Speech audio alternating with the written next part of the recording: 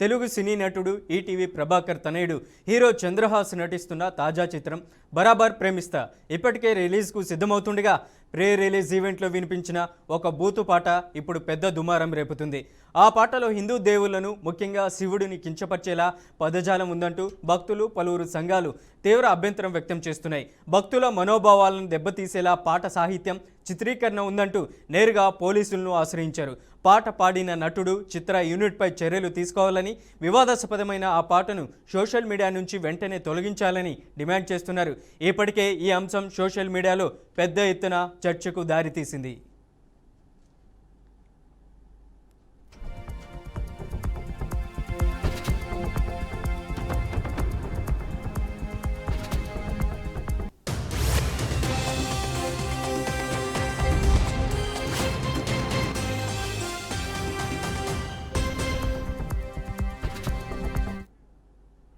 ఇక ఈ వివాదంపై స్పందించిన పోలీసులు ఫిర్యాదును స్వీకరించినట్లు వెల్లడించారు. కేసు పరిశీలనలో ఉందని, అవసరమైతే చట్టపరమైన చర్యలు తీసుకుంటామని స్పష్టం చేశారు.